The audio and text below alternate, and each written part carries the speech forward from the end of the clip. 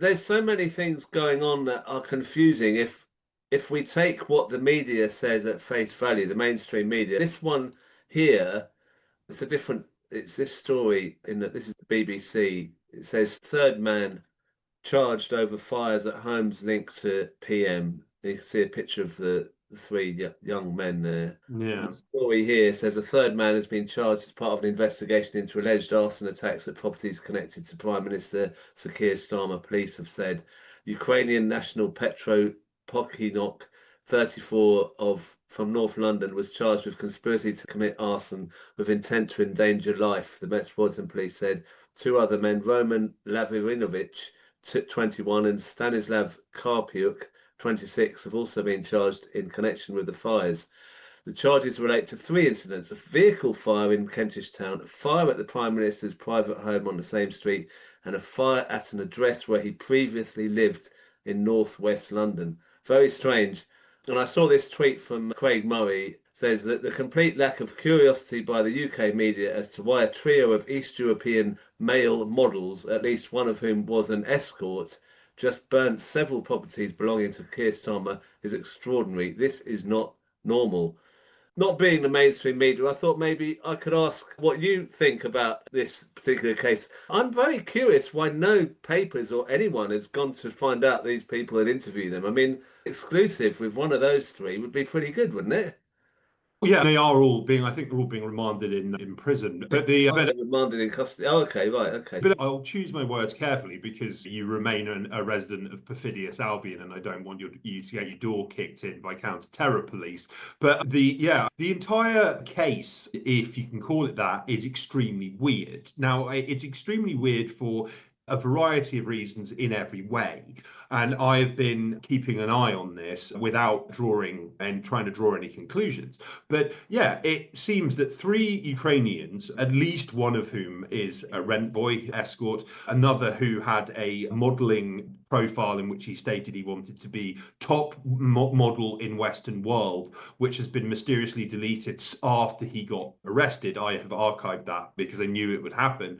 They seem to have had detailed information on homes, properties that Keir Starmer previously lived in, including one house that has since been turned into a series of flats, his former home that he's renting to his sister-in-law, and also a car that he sold to his neighbor. So they had some like very detailed, if faulty, intelligence in terms of targeting him. Now, one of the things that strikes me as very odd, no, and two things that are interrelated that strike me as very odd, is number one, it would be very easy for the British state to suppress this story. They could slap a D notice on it and talk to journalists and editors and say, don't publish on this, and then they would comply because the British quote unquote journalists are so servile, they do whatever they are told. But then on the other hand, we've been drip fed little gobbets about little details that about the case that kind of inspire speculation and conjecture, and maybe that's the point. So the second Ukrainian charged, who the media claimed was Romanian. No, he openly and repeatedly states it on his now deleted self-authored modeling website profile that he was born in the west of Ukraine and that he is Ukrainian. Like that, it was reported that he was arrested at Luton Airport, which is to say he was arrested doing a runner. But where he was flying to or trying to fly to has not been released, which could be a highly relevant piece of information. But like yes, the scope for speculation and conjecture and theorizing about this is very high. And another, again, interrelated suspicious aspect about this is that despite the fact that there has been some reporting on this, if you look at, say, the Sun or the Daily Mail, they have videos and pictures of the arson attacks, like the flaming car that once belonged to Keir Starmer. But then this will be accompanied by about 50 words of text without really offering any detail or explanation whatsoever.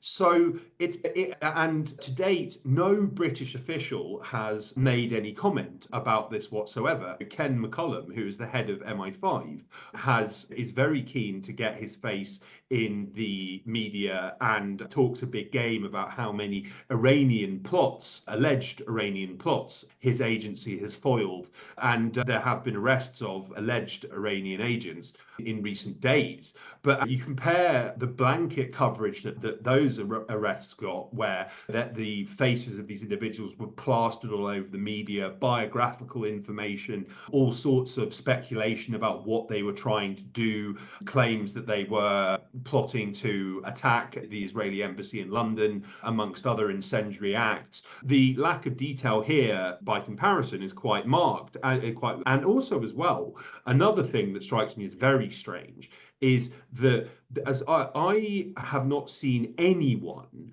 attempt to blame Russia for this. Now, there are a large number of pundits and quote unquote journalists and disinformation experts and all sorts of other seedy individuals on the take who are very quick to blame Russia for everything, like, including quite literally bad weather.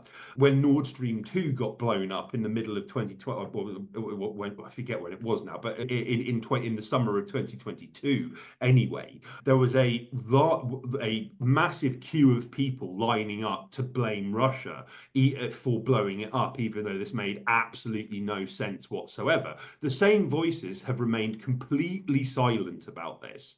There has been zero attempt to suggest that Russia was behind this, despite the fact that Russia has been accused by German and Polish authorities of recruiting agents to carry out arson attacks on their territory. So it's a story that a large number of people who you would normally expect to be all over are avoiding completely. They're not even mentioning the fact that this has happened, let alone theorizing about who these people are and what their motives were.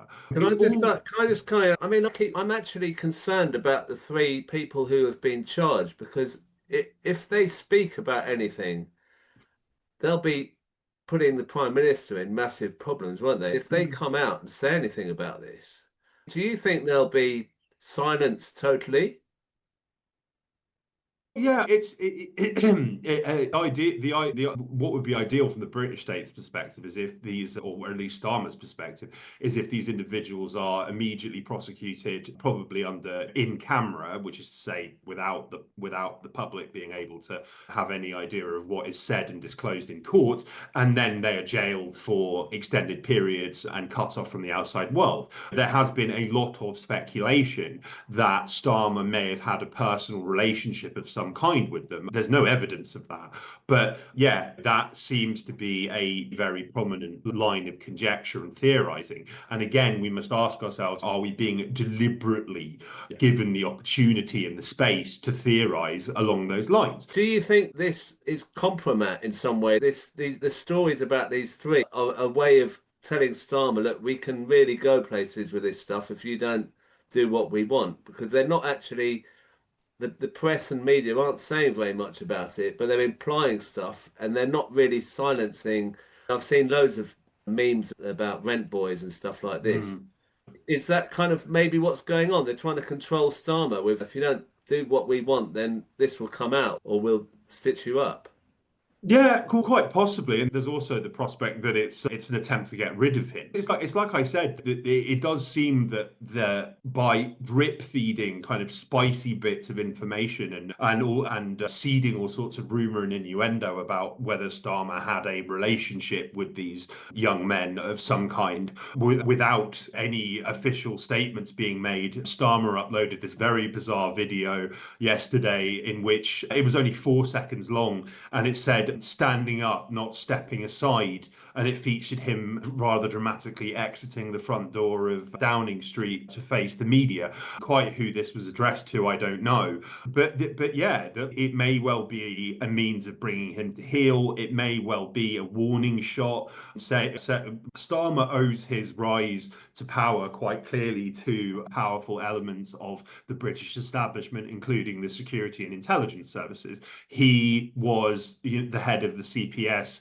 when the British and American intelligence were working hand in hand to persecute Julian Assange and keep bogus rape charges against him in Sweden open in order to facilitate his extradition. All of the papers related to that have been destroyed. He insulated Jimmy Savile from prosecution for paedophilia and rape. He insulated MI5 and MI6 officers from prosecution for their role in the CIA's global torture program. There was one senior MI6 officer who the police collected 38,000 pages of evidence his name was Mark Allen, linking him directly to the torture of detainees. Keir Starmer ruled there was insufficient evidence to prosecute him. There were a number of other MI5 and MI6 officials who likewise were not prosecuted at Starmer's express direction. And then Starmer attended the leaving drinks of MI5's former chief, Jonathan Evans. It just seems to me that Starmer, he's got a kind of dark history, and it's maybe coming back to bite him, and we're not being told the truth. What's happened is we just did the interview last week, Kit, and I've just seen a couple of stories that have come up in the papers, which seem to in a way predicted they might happen, but said, "Oh, I'm surprised these haven't happened." So the first one is in the FT. UK investigates possible Russian involvement in Starmer arson attacks. Counter-terrorism police looking into fires at properties connected to Prime Minister. Keep open mind about motives. So there's a Russian connection there. And then this is the Mail on Sunday.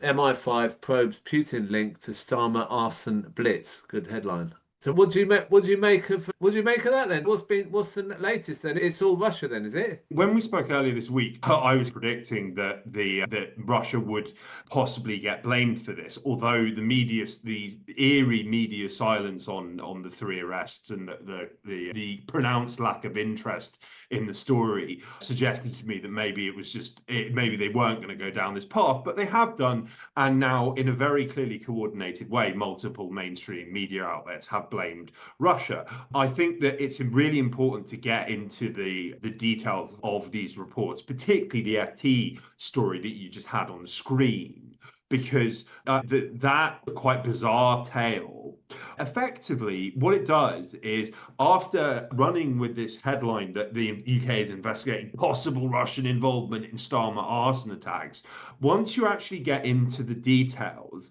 it's very clear that there is absolutely zero evidence for this whatsoever.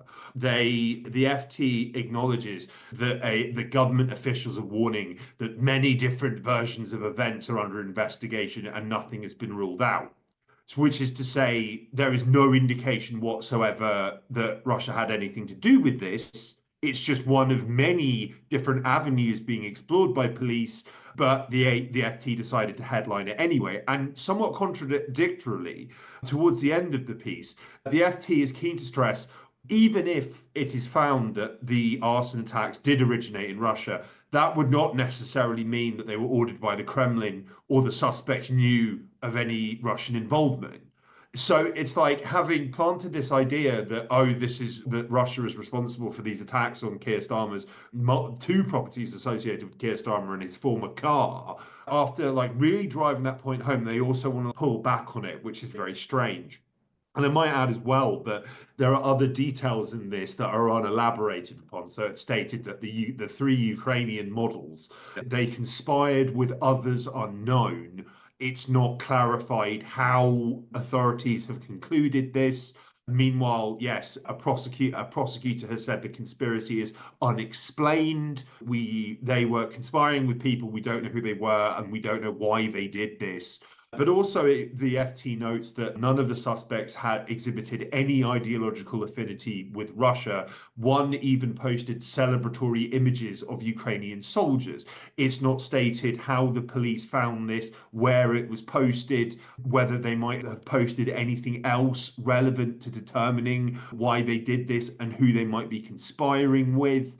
So, yeah, the whole thing stinks to high heaven. And another aspect that I find very weird And I do believe that we went over this in our prior conversation. If it wasn't cut out by the endless Zoom problems that we mysteriously encountered as we were discussing it, MI6's potential role in this. The one of the weirdest aspects of this is, despite the fact that there was this concerted kind of blitz of major publications claiming that Russia might be responsible for this wave of arson attacks, not even these mainstream reports are being picked up on by prominent Ukraine supporters, prominent quote unquote counter disinformation experts, prominent quote unquote Russia experts that absolutely they blame Russia for bad weather, like Paul Mason, this hardcore Ukraine ultra and Russia hater extraordinaire who gets talking points from British intelligence fed to him. He has said absolutely nothing about this, despite being one of Starmer's earliest and most aggressive supporters. He said nothing about it. Peter Jukes of Byline Times, is very spooky publication. I think Peter Jukes is a psychopath, but that's a different story. A hardcore Ukraine ultra, arch Russophobe and conspiracy theorist of the highest order when it comes to Russia, has said nothing about this. All sorts of other figures who would usually be blaming Russia for like bad weather, or like claiming that the death of natural causes by some individual who criticized Putin was actually a Kremlin murder plot, has said anything about this. And it's very odd. And it does make you wonder whether perhaps the powers that be, or the DSMA committee, has given journalists very clear instructions not to comment on this, and how these stories have been framed, reported, has been done in direct coordination with the DSMA committee. Now, I might add. Sorry, can you say what a DSMA is? Yeah, so sorry. So the DSMA committee it's a Ministry of Defence run body which is full of military people and spooks, and they effectively dictate what journalists and editors can report on matters of national security and how. They are very effective at neutralising media interest in stories all the time. They boast about this in their openly published minutes. The minutes of their most recent meeting in November openly state that we managed to get the entire British media to back away from the story of British soldiers being posted in Gaza, which is to say that the British military is directly implicated in the Gaza genocide. The DSMA had a ring round of editors, said, don't publish this, and they didn't.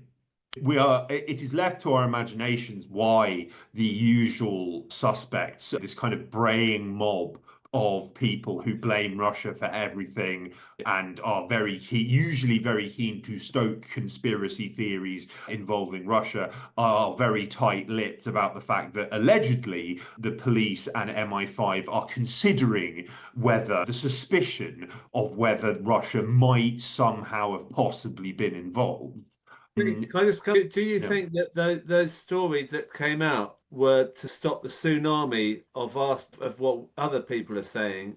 Was that a kind of little attempt at that? Do you think it's got out of hand? It's out of control how many stories are coming out suggesting that Starmer's involved with Rent Boys. They're just trying to do anything to stop that a bit.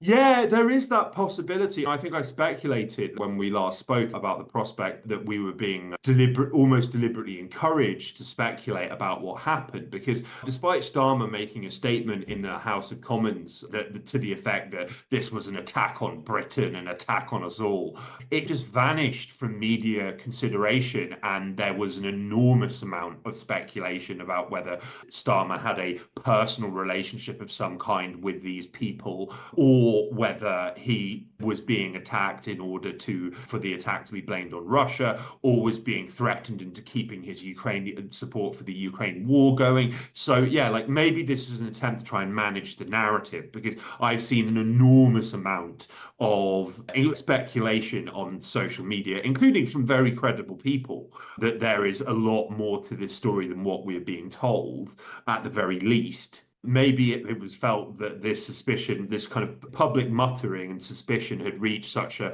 uncontrollable level that it was time to try and put a lid on it and blame Russia, after remaining completely silent for weeks after they were initially arrested. The first suspect was initially arrested. It's quite an extraordinary turnaround. But as I say, look out for the people who aren't talking about this, who normally would. If there was the vaguest shred of evidence of Russian involvement, it would have been publicized by now, probably by Bellingcat, the totally independent CIA MI6 front that miraculously busts alleged Russian spies in Salisbury, despite the fact they have no public footprint, and GCHQ and MI6 couldn't crack it, but a bunch of people without college degrees with laptops could. Such are the powers of Google Earth and other open source tools.